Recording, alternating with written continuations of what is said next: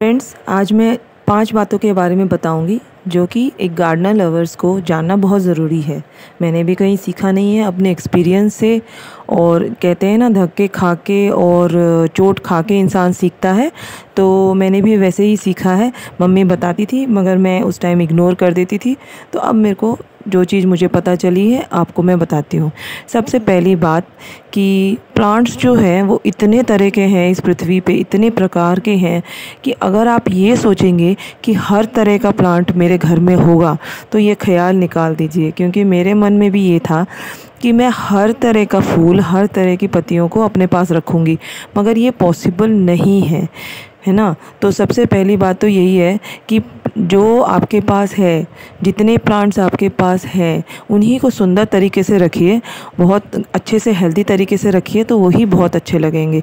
दूसरी बात ये कि आपको ये जानना बहुत ज़रूरी है कि प्लांट्स जो हैं वो रीग्रो कैसे करते हैं, यानी कि उनको दोबारा कैसे उगाया जा सकता है।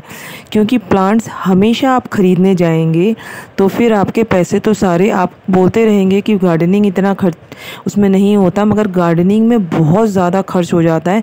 पहले उनके गमलों पे, फिर प्लांट्स लेकर आएंगे, फिर प्लांट्स अगर नहीं बचा फिर दोबारा लेकर आएंगे, उनके खाद पे, उन पे मेहनत तो है ही है, तो खर्च बहुत ज़्यादा होता है। इसलिए हमें खुद पता होना चाहिए कि प्लांट जो हैं वो रीग्रो कैसे करते हैं।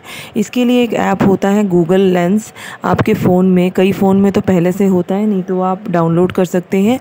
उससे क्या होता है ना, वो ऐप इतना अच्छा है कि आप किसी भी फ़ोटो को, चाहे आप अभी खींच लीजिए या पहले से आपकी गैलरी में हो, उसको जस्ट स्कैन करके पता कर सकते हैं कि ये प्लांट कौन सा है, इसका नाम क्या है, ये कहाँ ग्रो होता है, कैसे ग्रो होता है।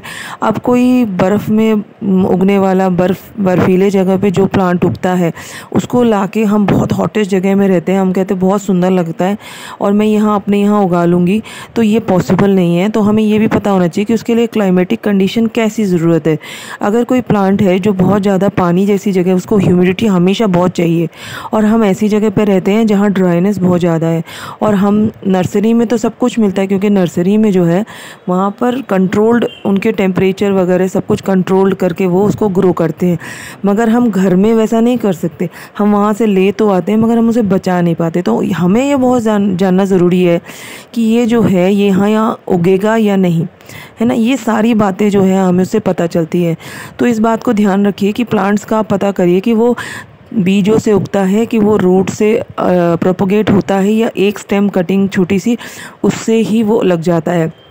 इससे क्या होगा, जब भी आप कहीं भी जाते हैं, घूमने जाते हैं, आप मॉर्निंग वॉक, इवनिंग वॉक के लिए जाते हैं, तो आजकल रास्ते के किनारे, पार्क में, मंदिरों में कई ऐसे प्लांट्स फूलों वाले लगे होते हैं, जिनकी एक छोटी सी कटिंग आप ले आएंगे और आप उसको सही तरीके से केयर करिए, तो वो आपका पूरा पौधा बन के तैयार हो जाएगा और आपको नया ख़रीदने की ज़रूरत नहीं है ना। तीसरी बात, आपको ये पता होना चाहिए कि कौन से गमले में कौन सा पौधा लगाएं, है ना। क्योंकि कौन से, अगर बड़े गमले में अगर आपने ऐसे पौधे जिनकी जड़ ज़्यादा डीप जाती ही नहीं है, उसको आपने बड़े गमले में लगा दिया, वो पौधा बेकार हो जाएगा। आपने बहुत बड़े बड़े गमले अपने घर में खर्च करके उसके लिए रखे हैं, मगर उसको उतनी ज़रूरत ही नहीं है। तो इसका पता होना बहुत ज़रूरी है कि गमले कितने बड़े चाहिए। चौथी बात ये, अब आप देख सकते हो मैं स्क्रीन पे कोलियस जो है ये कलरफुल पत्ता है। तो हमेशा ये पॉसिबल नहीं है कि आप फूलों से अपने गार्डन को भर दोगे। ये भी मैंने यहीं पर आके सीखा, क्योंकि मेरे सारे फूलों वाले पौधे ऑलमोस्ट या तो मर गए हैं या तो वो ग्रो नहीं कर रहे। मगर फिर भी क्योंकि मुझे कलरफुल गार्डन पसंद है, तो ये कलरफुल पौधे जो हैं, जैसे पर्पल हार्ट हो गया, मनी प्लांट की अलग अलग वैरायटीज़ हो गई, और ये बोट प्लांट हो गया, ये सारे प्लांट्स जो है मेरे गार्डन में कलर ऐड कर रहे हैं।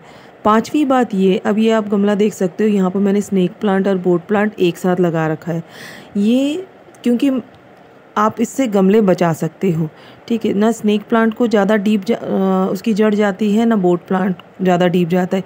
ये छोटे गमलों में चल जाता है। मेरे पास एक गमला खाली था, 10-12 इंच का, मैंने इसी में दोनों को लगा दिया। तो कंपेनियन प्लांट इसको बोलते हैं कि एक साथ कौन से ग्रो कर सकते हैं। इसमें हमें बस इस चीज़ का ध्यान रखना पड़ता है कि दोनों प्लांट्स की जो है पानी की ज़रूरतें कैसी है। अगर किसी प्लांट को ज़्यादा पानी चाहिए, किसी को कम, उन दोनों को एक साथ लगा देंगे तो हम उन्हें एक साथ अच्छे से ग्रो नहीं कर सकते। और दोनों प्लांट जो है अगर एक ही जैसे पानी की डिमांड है तो हम उसे एक ही में लगा के, और उनकी जड़ें जो हैं वो भी बहुत ज़्यादा नहीं फैलेंगी, तो हम उनको एक ही में लगा के जो है ग्रो कर सकते हैं। इससे हमारे गमलों का खर्च जो है वो काफ़ी बच जाएगा, क्योंकि गमले तो ऐसे हैं कि आप कितने भी खरीदो वो कम पड़ते हैं।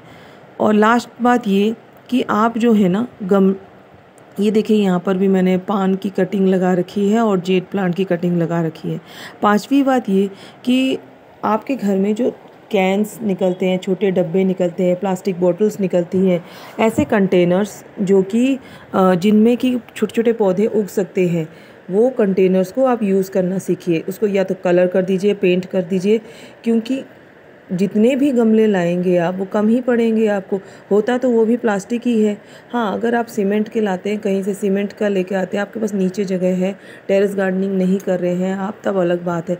लेकिन टेरेस गार्डनिंग के लिए स्पेशली जो है ये चीज़ लागू होती है कि आप जो है ऐसे कंटेनर्स जिसमें कि प्लांट्स ग्रो कर सकते हैं, दही के कंटेनर्स हो गए, तेल के कंटेनर्स हो गए, थोड़ा बहुत पेंट करके यूज़ करिए।